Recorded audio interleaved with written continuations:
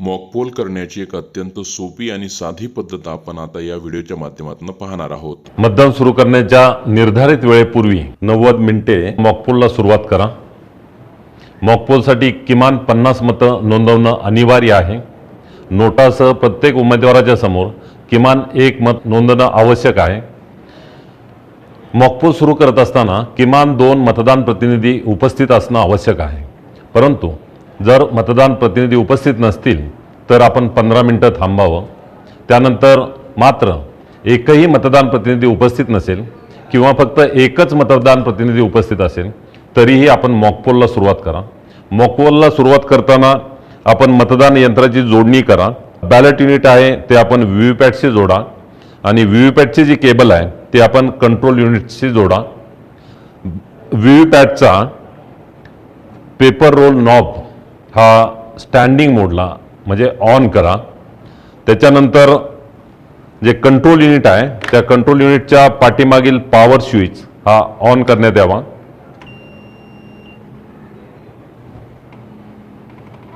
Power switch on केल्यानंतर आपल्याला control युनिटच्या डिस्प्ले सेक्शनवरती मतदान यंत्राच्या स्कॅनिंगची माहिती मिळेल। त्याचबरोबर व्हीव्हीपॅटमधून 7 स्लिप बाहेर पडतील आणि त्या ड्रॉप बॉक्समध्ये साठवल्या जातील।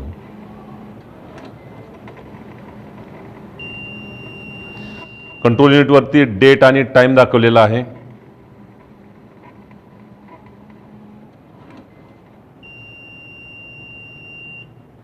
कंट्रोल युनिटचा क्रमांक दाखवलेला आहे।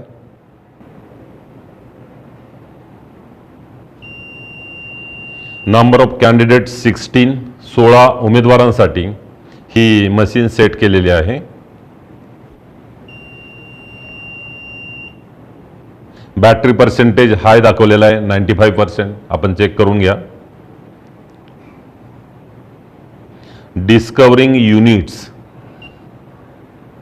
Discovered BU discovered VVPAT. आता BUचं टेस्टिंग चालू आहे। BU is okay. VVPAT testing चालू आहे। VVPAT is okay and EVM is ready. प्रत्यक्ष मॉकपोलसाठी बॅलेट युनिट आणि व्हीव्हीपॅट हे मतदान कक्षामध्ये ठेवणं आवश्यक आहे। त्याचबरोबर व्हीव्हीपॅट हा बॅलेट युनिटच्या डाव्या बाजूला ठेवावा। सुरुवात करण्यापूर्वी मतदान यंत्र हे क्लिअर करून घ्यावं। मतदान यंत्रामध्ये एकही मत नोंदलेलं नाही हे उपस्थित मतदान प्रतिनिधी यांना दाखवून द्या। मशीन क्लिअर करण्यासाठी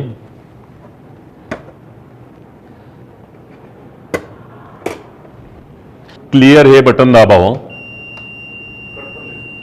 लॉन्ग बीप येत आहे, मशीन क्लिअर होत आहे। मतदान यंत्र क्लिअर करून मतदान यंत्रामध्ये नोंदलेल्या मतांची संख्या 0 आहे यांची खात्री करून द्यावी। क्लिअर बटन दाबल्यानंतर डिस्प्ले सेक्शनवरती जर इनव्हॅलिड असं आलं तर याचा अर्थ CRC झालेली नाही। आपण रिझल्ट हे बटन दाबा। रिझल्ट हे बटन दाबल्यानंतरही डिस्प्ले सेक्शनवरती इनव्हॅलिड असं दर्शवण्यात आलं तर आपण क्लोज हे बटन दाबून मशीन मतदानासाठी बंद करा। त्याच्यानंतर रिझल्ट हे बटन दाबून आपण त्याचा रिझल्ट पहा आणि त्याच्यानंतर क्लिअर हे बटन दाबून मतदान यंत्रामध्ये नोंद झालेल्या मतांची संख्या 0 करा आणि मतदान प्रतिनिधींना ते दाखवा। त्याच्यानंतर या ड्रॉप बॉक्समध्ये एकही चिठ्ठी नाही याबद्दल आपण मतदान प्रतिनिधी यांची खात्री करून द्यावी। मॉकपोलसाठी मतदान करताना बॅलेट युनिट आणि व्हीव्हीपॅट हे मतदान कक्षामध्ये राहील। त्या ठिकाणी एक मतदान अधिकारी थांबेल व सर्व मतदान प्रतिनिधी हे मतदान कक्षामध्ये थांबतील। मतदानाच्या प्रक्रियेसाठी कंट्रोल युनिटवरील बॅलेट हे बटन दाबलं जाईल। उपस्थित सर्व मतदान प्रतिनिधी हे आपल्या चॉईसप्रमाणे उमेदवाराला मतदान करतील। प्रत्येक मतदानाची नोंद हे त्या ठिकाणी मतदान कक्षामध्ये उपस्थित असलेले मतदान अधिकारी घेतील। बॅलेट युनिटवरील नोटासह प्रत्येक उमेदवाराच्या समोर किमान 1 मत नोंदलं जाईल याची दक्षता हे मतदान अधिकारी घेतील। सर्व मतदान प्रतिनिधी यांचं मतदान झाल्यानंतर प्रत्येक अनमास्क बटनासाठी किमान 1 मत नोंदवल्याची खात्री झाल्यानंतर कंट्रोल युनिटवरील टोटल हे बटन दाबून नोंदलेल्या एकूण मतांची संख्या पाहण्यात येईल. मतदान यंत्रामध्ये किमान 50 मतांची नोंद झालेली आहे याची खात्री झाल्यानंतर मतदान यंत्र हे क्लोज बटन दाबून मतदानासाठी बंद करण्यात येईल. मतदान यंत्र मतदानासाठी बंद केल्यानंतर जरी बॅलेट हे बटन दाबलं तरीही मतदान यंत्र मतदानासाठी तयार होत नाही आणि कोणतेही नवीन मत स्वीकारत नाही. याबाबतची खात्री मतदान प्रतिनिधी यांना करून देण्यात यावी. त्यानंतर मतदान यंत्रावरील रिझल्ट हे बटन दाबून निकाल पाहण्यात यावा. प्रत्येक उमेदवाराला मिळालेली मते याची नोंद घेण्यात यावी.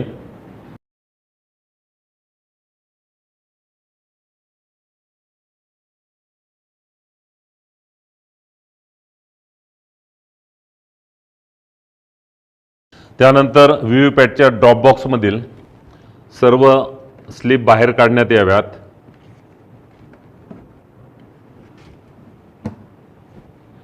या स्लिपची मोजणी करून उमेदवार निहाय मिळालेल्या मतांची नोंद घेण्यात यावी. मतदान यंत्रामध्ये नोंद झालेली मते व व्हीव्हीपॅटमध्ये स्लिपच्या माध्यमातून नोंद झालेली मतं याचा टॅली करण्यात यावा व मतदान प्रतिनिधी यांची खात्री करून देण्यात यावी. मतदान यंत्र व व्हीव्हीपॅट यामधील मतांची टॅली झाल्यानंतर क्लिअर हे बटन दाबावं. लॉंग बीप येत आहे, मशीन क्लिअर होत आहे.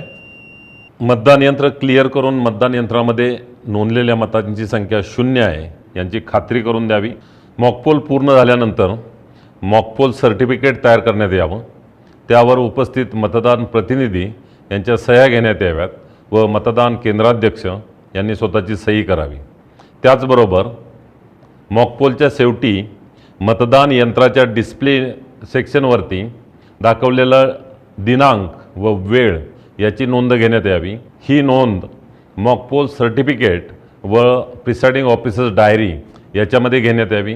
त्याचबरोबर ॲक्च्युअल टाईम त्याचीही नोंद मॉकपोल सर्टिफिकेट व प्रिसाइडिंग ऑफिसरची डायरी याच्यामध्ये घेण्यात यावी व जर काही डिस्क्रिपन्सी असेल तर ती त्या ठिकाणी नोंद करण्यात यावी.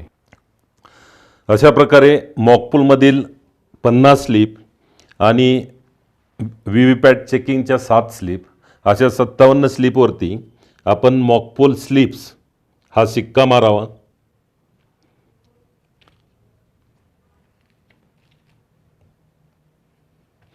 सर्व 57 स्लिपवरती हा मॉकपोल स्लिप्स हा शिक्का मारल्यानंतर या सर्व स्लिप्स त्यासाठी देण्यात आलेल्या काळ्या लखोट्यामध्ये ठेवाव्यात. या ठिकाणी मॉकपोल स्लिप्स ठेवण्यासाठी हा लखोटा प्राप्त झालेला आहे. याच्यामध्ये निवडणुकीचं नाव दिलेलं आहे. त्याचबरोबर आपण विधानसभा मतदारसंघाचं नाव व क्रमांक, लोकसभा मतदारसंघाचं क्रमांक व नाव, आपल्याला नेमून दिलेल्या मतदान केंद्राचा क्रमांक आणि त्याचं नाव हे नमूद करावं. त्याचबरोबर खाली डेट ऑफ पोल मतदानाचा दिनांक हा नमूद करावा. या पाकिटावरती या ठिकाणी विभेदक चिन्ह मारलेलं आहे. मी आपल्याला सांगितलेलं आहे की निवडणुकीशी संबंधित सर्व फॉर्म्स आणि सर्व पाकिटं यावरती मतदानाच्या आदल्या दिवशी विभेदक चिन्ह मारून ठेवावं. त्याचबरोबर यासाठी वापरण्यात येणाऱ्या पिंक पेपर सीलवरती या ठिकाणी विभेदक चिन्ह मारलेलं आहे. यावरती मतदान केंद्राध्यक्षांनी त्यांची स्वाक्षरी केलेली आहे. त्याचबरोबर उपस्थित सर्व मतदान प्रतिनिधी यांच्या स्वाक्षऱ्या घेतलेल्या आहेत. या 57 स्लिप्स आपण या पाकिटामध्ये ठेवून हे पाकिट पिंक पेपर सीलच्या साहाय्यानं सील करणार आहोत.